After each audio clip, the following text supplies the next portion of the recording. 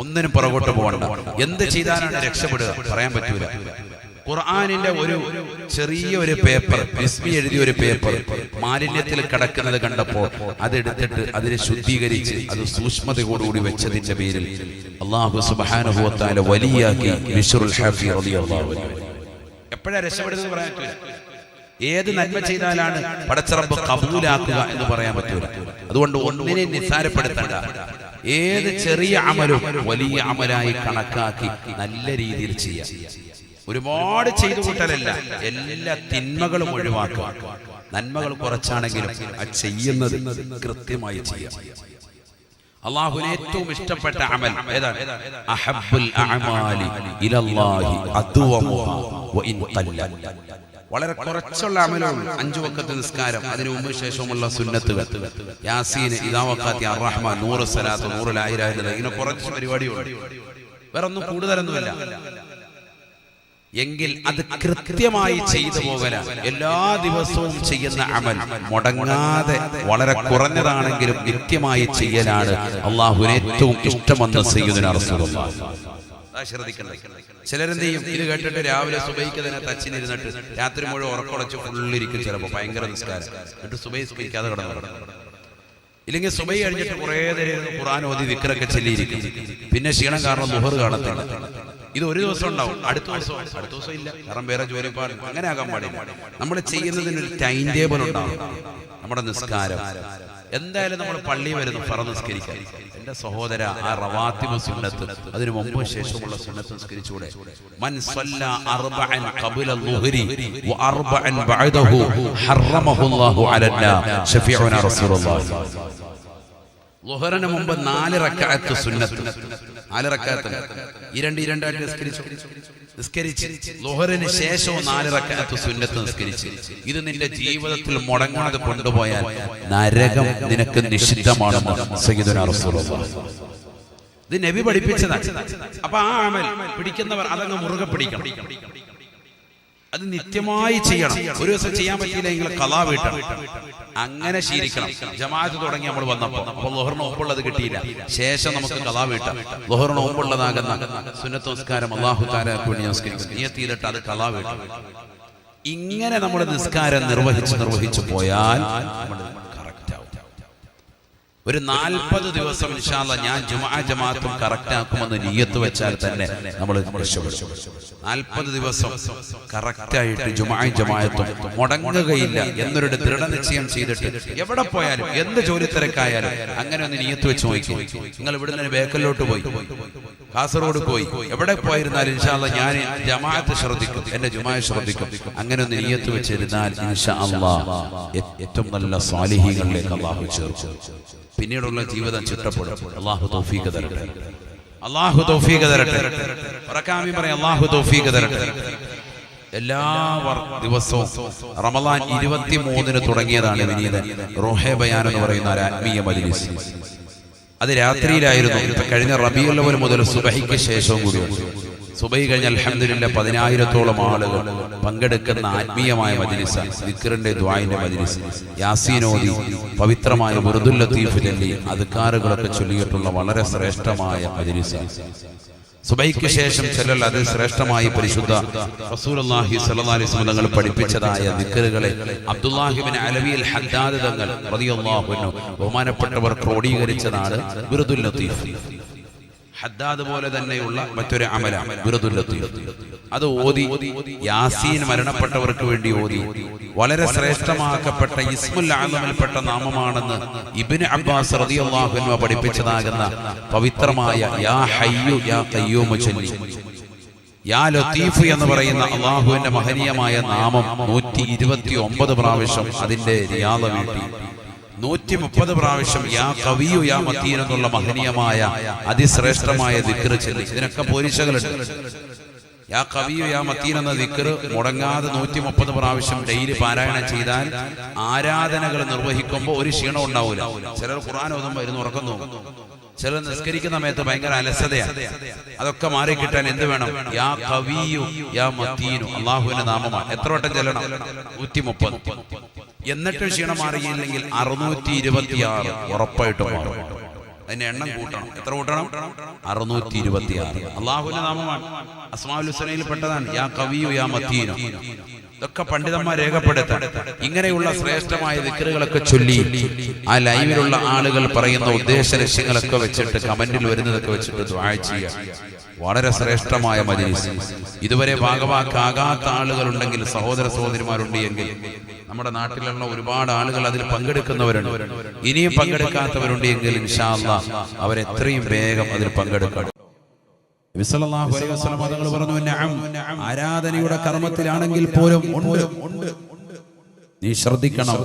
Wine കുന്ത അലാ നഹരിൻ ജാരിൻ, ഒഴുകുന്നതാകുന്ന നദിയുടെ തീരത്ത് നിന്ന് ഒളുവെടുത്താൽ പോലും, കരകവിഞ്ഞ് ഒഴുകുകയാണ്, ഇഷ്ടംപോലെ വെള്ളമുണ്ട്, നദിയുടെ തീരത്താണ് നീ നിലകൊള്ളുന്നത് എങ്കിൽ പോലും ഒളുവെടുക്കുമ്പോൾ ശ്രദ്ധിക്കണേ എന്ന് സയ്യിദുനാ റസൂലുള്ളാഹി. ഒളുവെടുക്കുന്നവൻ കൂടുതൽ വെള്ളത്തിൽ കളിക്കുന്നുണ്ട് എങ്കിൽ അവനൊരു പിശാചിന്റെ അടിമയാണെന്നും സയ്യിദുനാ റസൂലുള്ളാഹി. ആ പിശാചിന്റെ പേരാണ് വലഹാൻ. വലഹാൻ എന്ന പിശാചിന്റെ അടിമയാണ്. ചിലർക്ക് ഭയങ്കര വിശ്വാസമാണ്. അപ്പൊ ഹൗദൊന്നും ഇല്ലാത്തതുകൊണ്ട് രക്ഷപ്പെട്ട് കൊറോണയൊക്കെ ആയതുകൊണ്ട്, അല്ലെങ്കിൽ കൈ രണ്ടും ഇങ്ങനെ ഇട്ടിട്ട് ഇങ്ങനെ നിൽക്കുന്നതാണ് ചിലർ. ഈ ഓളമൊക്കെ ഫുള്ള് നിലച്ചതിന് ശേഷം ഹാജിയാര് കൈ കീറും. ഇമാം അത്തഹിയ്യാത്തിൽ എത്തിയിട്ടുണ്ടാവും, എന്നാലും കുഴപ്പമില്ല, ഇവർക്ക് ഓളം ഒന്ന് നിലയ്ക്കണം. അപ്പൊ പിന്നെ പൈപ്പിലായ വസ്വാസൊക്കെ കുറെ നിന്നിട്ടുണ്ട്. എന്നാലും ചിലർക്കുണ്ട് ഫുള്ള് അവിടെ എല്ലാം കഴുകി വൃത്തിയാക്കിയിട്ട് ഓടുക്കും. അള്ളാഹു നമ്മുടെ വസ്വാസിൽ നിന്ന് കാത്ത് സംരക്ഷിക്കട്ടെ. വസ്വാസ് വന്നാൽ വലിയ വിഷയം. അവര് വലഹാൻ എന്ന പിശാചിന്റെ അടിമകളാണെന്ന് സയ്യിദുനാ റസൂലുള്ളാഹി. അപ്പൊ നല്ലതുപോലെ ശ്രദ്ധിക്കണം. ഒളുവെടുക്കുക, അതൊക്കെ വളരെ ഗൗരവമായി ശ്രദ്ധിക്കേണ്ടതാണ്. ആവശ്യമില്ലാതെ വെള്ളം കളയാൻ പാടില്ല. ഞാൻ പറഞ്ഞു വന്നത് വീട്ടിൽ നിന്ന് ഒളുവെടുക്കുന്നതിനെ കുറിച്ചാണ്. വീട്ടിൽ നിന്ന് ഒളുവെടുത്ത് പുരുഷന്മാർ പള്ളിയിലേക്ക് വരിക വലിയ കൂലിയുള്ള കാര്യമാണ്. എനിക്ക് തൊണ്ടയ്ക്ക് ചെറിയ ബുദ്ധിമുട്ടുള്ളത് കൊണ്ടാണ് ഞാൻ അധികം ശബ്ദത്തിൽ സംസാരിക്കാറ്. ഇങ്ങനെയല്ല വാഴ്ന്നത് സാധാരണ പറയാം. ഇപ്പൊ ഒരു ക്ലാസ് രൂപത്തിലേക്ക് പോവാണ്. ഇൽമ കെട്ടലാണല്ലോ പ്രധാനം. അല്ലാഹു നമുക്ക് നാഫിയ ഇൽമ നൽകി അനുഗ്രഹിക്കട്ടെ.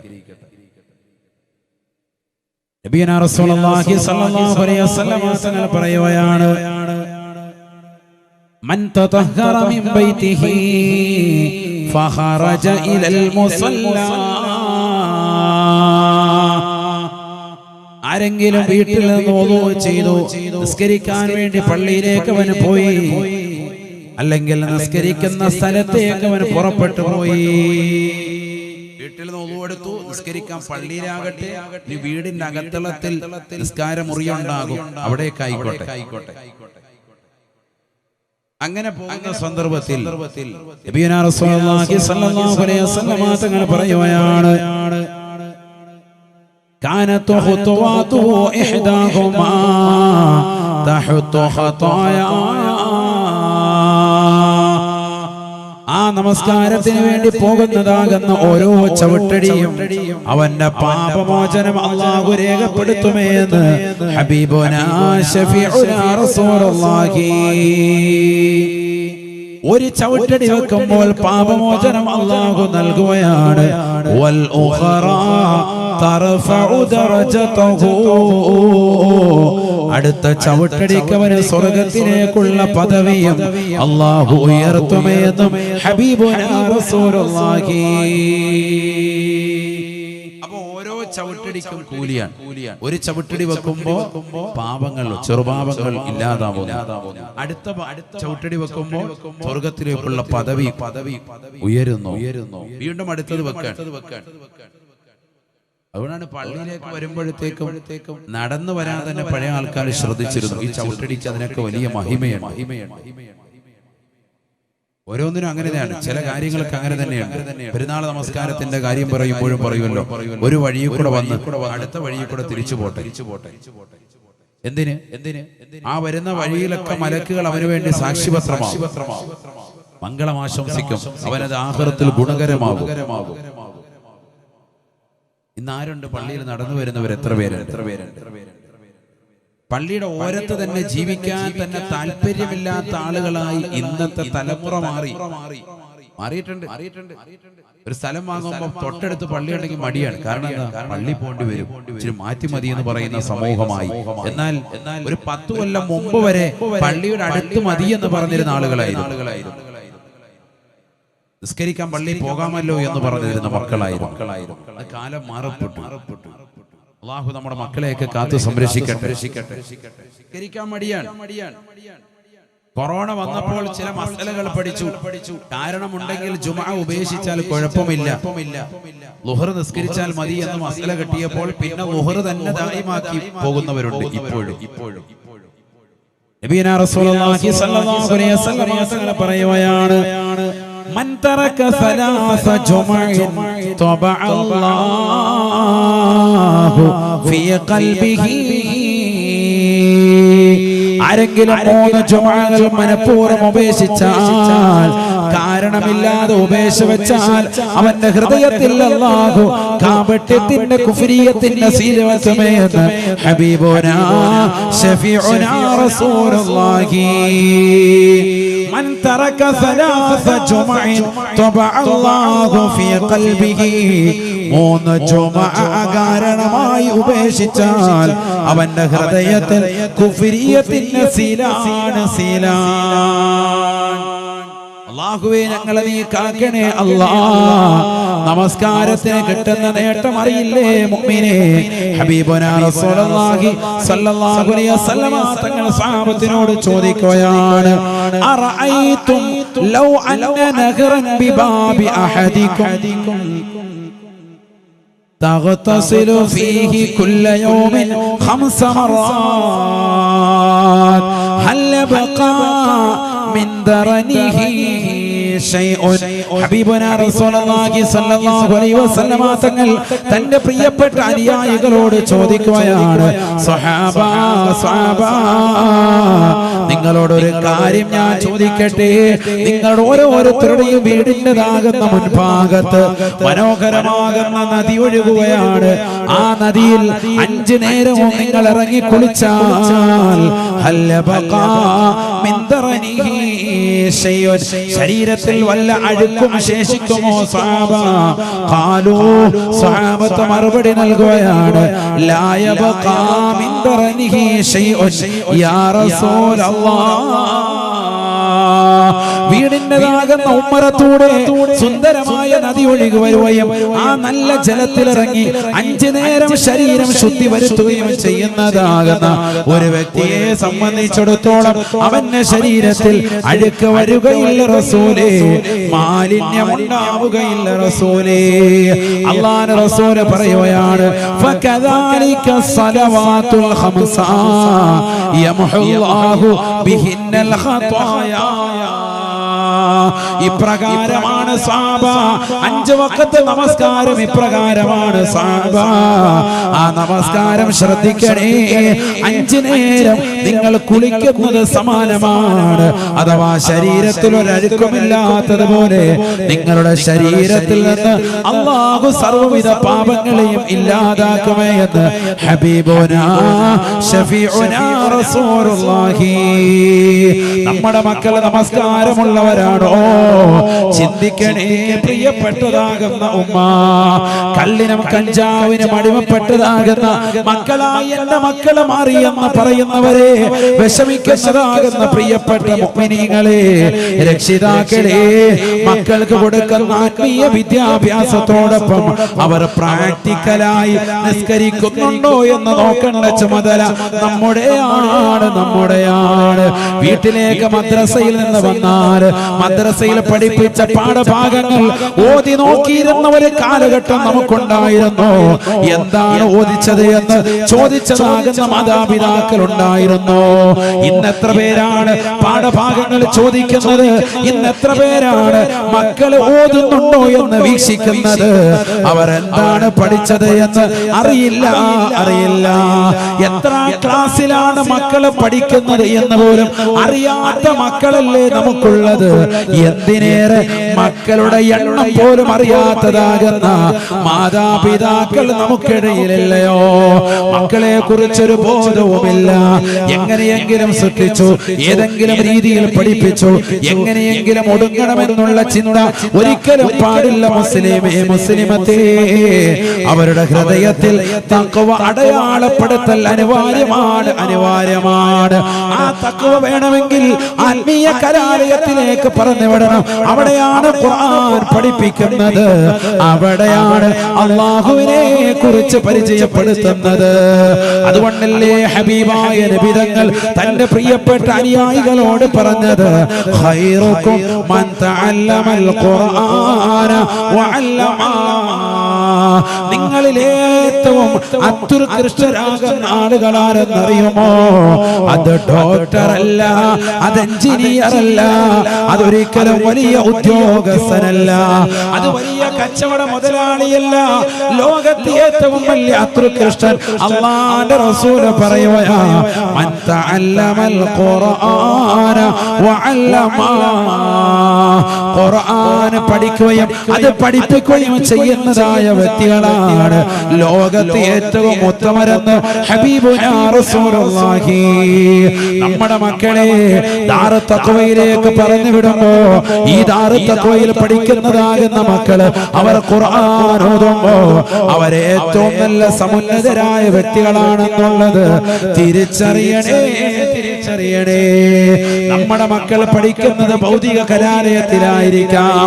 ഭൗതിക കലാലയത്തിൽ എത്ര വലിയ ഉത്തുംഗ സോപാനത്തിൽ വിരാജിച്ചാൽ പോലും ഒരു ഖുർആൻ പഠിച്ച കുട്ടിയോടോ ഒരു ആലിമാകുന്ന ഒരു വ്യക്തിയോടോ തുലനം ചെയ്യാൻ പറ്റൂല. ലോകത്തെ ഏറ്റവും അത്യുത്കൃഷ്ടവർ അവർ തന്നെയാണ്. എന്തുകൊണ്ടാണ് അവർ രാവും പകലും അല്ലാഹുവിനെ കുറിച്ച് നിലകൊണ്ടവരാണ്, റബ്ബിനെ സ്മരിച്ചുകൊണ്ട് നിലകൊണ്ടവരാണ്, അല്ലാഹുവിനെ ഓർത്തുകൊണ്ട് തഖ്വയിൽ അധിഷ്ഠിതമായ ജീവിതം നയിച്ചവരാണ്. അവർ യഥാർത്ഥ ജീവിതം നയിച്ചവരാണ്. നമസ്കാരം കറക്റ്റായി 5 വഖത്ത് നിർവഹിച്ചവരാണ്. നമ്മൾ 2 കൊല്ലം കൊണ്ട് ഒരു ഹാഫിദ്, അല്ലെങ്കിൽ 1 കൊല്ലം കൊണ്ട് ഒരു ഹാഫിദ്, അല്ലെങ്കിൽ 10 കൊല്ലം കൊണ്ട് ഒരു ആലിം ഉണ്ടാവുമ്പോൾ അദ്ദേഹം അതിനിടയിൽ ഉണ്ടാകുന്ന നമസ്കാരങ്ങളൊക്കെ ഇമാമും ജമാഅത്തും ശ്രദ്ധിച്ചവരാണ്. നമ്മൾ മനസ്സിലാക്കണം, നമ്മൾ എത്ര ദിവസം ഇമാമും ജമാഅത്തും ശ്രദ്ധിച്ചിട്ടുണ്ട്. നബിയനാ റസൂലുള്ളാഹി സ്വല്ലല്ലാഹു അലൈഹി വസല്ലം തങ്ങൾ പറയുകയാണ്, മൻ ദറക അത്തക്ബീറത്തുൽ ഇഹ്റാം മഅൽ ഇമാമി 40 സ്വലാത 40 യൗമാ. 40 ദിവസം തുടർച്ചയായി ഇമാമിനോടൊപ്പം തക്ബീറത്തുൽ ഇഹ്റാമിൽ ഒരുമിക്കാൻ സാധ്യതയുള്ളവരെ ഹറമഹുല്ലാഹു അലന്നാർ, നരകത്തിൽ നിന്ന് മോചനമാണ് എന്ന് ഹബീബുനാ റസൂലുള്ളാഹി. അല്ലാഹു തൗഫീഖ് നൽകട്ടെ. മൻ സ്വല്ല 40 യൗമൻ ഇമാമിനോടൊപ്പം തക്ബീറത്തുൽ ഇഹ്റാം യോജിച്ചുകൊണ്ട് 40 ദിവസം തുടർച്ചയായി നിസ്കരിച്ചു എങ്കിൽ നരകീയ മോചനം ലഭിക്കും. നമുക്ക് ഇന്നുവരെ സാധിച്ചിട്ടുണ്ട്. ഒരാഴ്ച അടുപ്പിച്ച് പറ്റിയിട്ടുണ്ട്. ചിലപ്പോ സുബഹി കിട്ടുമായിരിക്കും, ളുഹറും അസ്റും ഒക്കെ പോകും. പിന്നെ മഗ്രിബുണ്ട്, ചിലപ്പോ ഇശാ ഉണ്ട്. 40 ദിവസം തുടർച്ചയായിട്ട് നിസ്കരിക്കാൻ സാധിക്കുക. പലപ്പോഴും വിട്ടുപോകാറുണ്ട്. അല്ലാഹു തൗഫീഖ് നൽകട്ടെ. നരകീയ മോചനം ലഭിക്കും. ഇനി മുതൽ ശ്രദ്ധിക്കണം. അല്ലാഹു തൗഫീഖ് നൽകട്ടെ. എന്നാൽ ഹാഫിളീകളാകുന്ന മക്കൾ 2 കൊല്ലം 3 കൊല്ലം ഒക്കെ കഴിയുന്ന കുട്ടികൾ ഒരൊറ്റ ജമാഅത്ത് മുടങ്ങാറില്ല. മനസ്സിലാക്കണം. അതാണ് നമ്മുടെ ഈ കുട്ടികൾക്ക് സഹായിച്ചാൽ കിട്ടുന്ന നേട്ടം ചെറുതല്ല. അവരെ നമ്മൾ സ്നേഹിച്ചാൽ കിട്ടുന്ന നേട്ടം ചെറുതല്ല. നമ്മളൊരു ആലിമിനെ നിസാരപ്പെടുത്താൻ പാടില്ല, ഒരു മുത്തല്ലിമിനെ നിസാരപ്പെടുത്താൻ പാടില്ല. വളരെ ഗൗരവത്തിൽ മനസ്സിലാക്കി കിട്ടുന്ന നേട്ടം ചെറുതാണോ? നമ്മൾ ചിന്തിക്കുക. 40 ദിവസം ഒരു സാധാരണക്കാരൻ തന്നെ ജുമുഅ ജമാഅത്തുകളെ ശ്രദ്ധിച്ചാൽ അവന് നരകീയ മോചനം. വിശ്വസിച്ച് അമൽ ചെയ്താൽ സ്വർഗ്ഗം. നരകീയ മോചനം കിട്ടുന്ന ഹദീസ് ഒരുപാടുണ്ട് കേട്ടോ. സഹീഹായ ഹദീസ് ഇഷ്ടം പോലെയുണ്ട്. من صلى 4 قبل الظهر أو بعده حرمه الله على النار. وفي رواية من صلى 4 قبل الظهر وبعده حرمه الله على النار. ളുഹറിന് മുമ്പും ളുഹറിന് ശേഷവും 4 റക്അത്ത് വീതം റവാത്തിബ് എന്ന നിലയ്ക്ക് സുന്നത്ത് നമസ്കാരം ആരൊരുവൻ നിർവഹിച്ചോ, ളുഹറിന്റെ സുന്നത്ത് എന്ന നിലയ്ക്ക് ശേഷവും മുമ്പും 4 റക്അത്ത് വീതം നിസ്കരിച്ചോ, നരകീയ മോചനമുണ്ട് എന്ന് ഹബീബുനാ റസൂലുള്ളാഹി. അല്ലാഹു തൗഫീഖ് നൽകട്ടെ. എന്തിനാ ഈ ഹദീസ് ഇപ്പോ ഓതിയത്? അത് കേട്ടിട്ട് അമൽ ചെയ്യുന്നവരുണ്ടെങ്കിൽ മാഷാ അല്ലാഹ് അവർക്കൊരു പ്രചോദനമാകട്ടെ. ഇനി നേരത്തെ പള്ളിയിൽ വരുന്ന ചിലരുണ്ടെങ്കിൽ അവർക്ക് ഇതൊരു പ്രചോദനമാകട്ടെ. നിത്യമാക്കണം. ഹദീസാണ്, അമൽ ചെയ്താൽ ഉറപ്പാണ്. നബി പറഞ്ഞതിനപ്പുറം നമ്മൾ വിശ്വസിച്ചില്ലെങ്കിൽ പിന്നെന്ത് മുഅ്മിനാ. നമുക്കിതിനൊക്കെ സമയമുണ്ട്. ബാങ്ക് വിളിക്കുമ്പോൾ പള്ളിയുടെ വാതിക്കലുണ്ട്, കയറി അകത്ത് 2 റക്അത്ത് നിസ്കരിക്കൂല. തഹിയ്യത്തില്ല. അവ്വാബീൻ എന്ന് പറയുന്ന ഇശാ മഗ്രിബിനുള്ള നിസ്കാരമില്ല. റവാത്തിബ് സുന്നത്തുകൾ മുമ്പ് ശേഷമുള്ള സുന്നത്തുകൾ അധിക ആളുകൾ നിസ്കരിക്കാറില്ല. 11 വരെ കമ്മിറ്റി കൂടും, പള്ളി കമ്മിറ്റിയാണ്. 11:45 ഉടനെ പ്രസിഡന്റ് കല്യാണം ഉണ്ട്. ഇപ്പഴാ ഓർത്തത്, വേഗം തന്നെ ഓടുക. നിസ്കരിക്കാൻ ബാങ്ക് വിളിക്കാറായി, അയവാന് പോകണം. അതാണ് മെയിൻ പ്രശ്നം. ആദ്യം ഇറങ്ങാൻ ഒരു മിനിറ്റ് ഉണ്ടാവും, ഇതൊക്കെയാണ് കൗമ. പ്രസിഡന്റ് നാട്ടുകാരും ഇവനെ പറയണ്ടല്ലോ, പ്രസിഡന്റ് ഇവനെ തന്നെ ആക്കണം.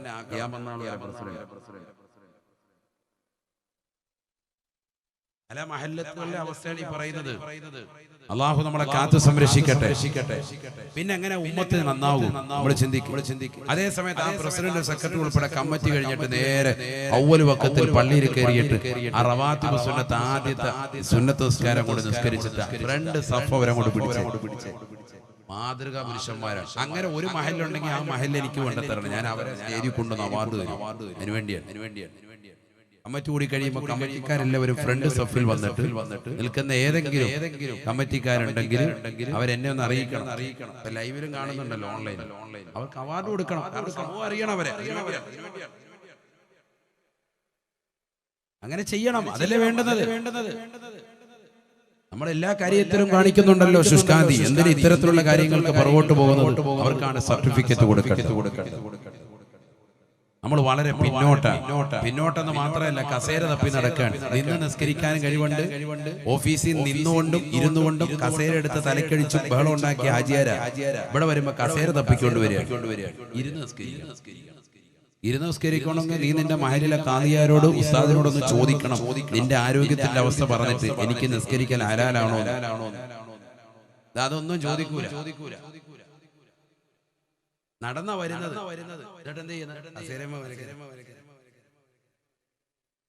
നടന്നു വന്ന ആചാര ഒരു കുഴപ്പമില്ലായിരുന്നു. പറയാനാണെങ്കിൽ കസേര നിസ്കാരം തന്നെ ഹെഡിങ് ഇടണം. ഒരുപാട് പറയാണ്ട് മസല. കാരണം ഓരോരുത്തർക്കും അവനവന്റെ സ്വന്തം ശരീരപ്രകൃതിയുടെ പ്രശ്നം വെച്ചിട്ടാണ്, ആരോഗ്യ പ്രശ്നം വെച്ചിട്ടാണ് നിസ്കാരത്തിന്റെ രൂപം പറയുന്നത്. അങ്ങനെ തന്നെയാണ് ഖുർആൻ പഠിപ്പിച്ചിട്ടുള്ളത്. പക്ഷെ ഈ നടന്നു വന്ന ആൾ ഒരു കുഴപ്പമില്ലാത്ത വ്യക്തി അദ്ദേഹം ഇവിടെ വന്നിട്ട് കാണിക്കുക കസേര വലിച്ചിട്ട് പുറകോട്ട് പോവാണ്. ഒരു 10 കൊല്ലം മുമ്പ് ഒറ്റ കസേര ഇല്ലായിരുന്നു പള്ളിയിൽ. ഇമാമ് മിമ്പറിൽ വെക്കുമ്പോൾ മിമ്പറിലുള്ള കസേര മാത്രമേ. അപ്പൊ അതിനേക്കാൾ വലിയ പള്ളി നിറച്ചായി. മൊത്തം കസേര കൊണ്ട് കളിയാണ്. ഇനി ഒരു 10 കൊല്ലം കൂടെ കഴിയുമ്പോൾ എല്ലാവരും മോദിനുൾപ്പെടെ കസേര. നല്ല രസം. ഞാനതുകൊണ്ട് ഇപ്പഴേ കസേര നേരത്തെ പിടിച്ചിരുന്നു. കസേര കിട്ടാതെ പോകണ്ട. കാരണം ഇനി 10 കൊല്ലം കഴിയുമ്പോൾ കസേരയ്ക്ക് അടിയാവും. കണ്ടോ, ഞാൻ വെറുതെ പറയാം. കാരണം അതുപോലെ പള്ളിക്കകത്ത് എല്ലാവരും സ്പോൺസർഷിപ്പാണ്. വാപ്പ മരിച്ചു കഴിയുമ്പോൾ 10 കസേര പള്ളിക്ക് ഇരിക്കാൻ വേണ്ടി. നിന്ന് നിസ്കരിക്കാൻ ബുദ്ധിമുട്ടും പ്രയാസമുള്ള സന്ദർഭത്തിൽ പോലും കൂലിക്ക് ആളെ വെച്ചുകൊണ്ട് പിടിച്ചു നിർത്താൻ സാധിക്കണമെങ്കിൽ അങ്ങനെ നിസ്കരിക്കണമെന്ന് പഠിപ്പിച്ചതാകുന്ന വിശ്വാസി അനുയായികളാണ് നമ്മൾ. കൂലിക്ക് ആളെ പിടിച്ചട്ടെ, പിന്നെ പിടിച്ച് നിസ്കരിക്കാൻ കഴിയുമെങ്കിൽ ഏതെങ്കിലും ഭിത്തിയിലോട്ട് ചാരി നിസ്കരിച്ചുകൂടെ? ഒരു പ്രശ്നമില്ല. ചെറിയൊരു പ്രശ്നം, കയ്യങ്ങാണ്ട് മുറിഞ്ഞതാണ്, അതിനാണ് ഈ കാണിക്കുന്നത്. കൈ ഒരു പ്ലാസ്റ്റർ ഇട്ടു, അത് ഉണങ്ങുന്നത് വരെ പള്ളി വരൂല. വീട്ടിൽ തന്നെയാണെങ്കിൽ തന്നെ നിസ്കരിക്കോ? കൈ ഒടിഞ്ഞു, പ്ലാസ്റ്റർ ഇട്ടു, നിസ്കരിക്കുന്ന എത്ര പേര്? അത് പൂർണ്ണമായിട്ട് ശിഫയാകട്ടെ, നിസ്കരിക്കാം. ഏത് നിസ്കരിക്കും? അതില്ല. അതിനുശേഷം നമ്മുടെ തലമുറ എവിടെ എത്തിപ്പോയി? ദീൻ എത്രത്തോളം നമുക്ക് നഷ്ടപ്പെട്ടു പോയി നമ്മൾ മനസ്സിലാക്കണം. അല്ലാഹു നമ്മളെ കാത്തു സംരക്ഷിക്കട്ടെ. അല്ലാഹുവേ ഞങ്ങളെ നീ കാക്കണേ. ഞങ്ങളുടെ മക്കളെയും കുടുംബത്തെയും നാടിനെയും ലോകരെയും നീ പരിപൂർണമായി കാത്തു സംരക്ഷിക്കണേ.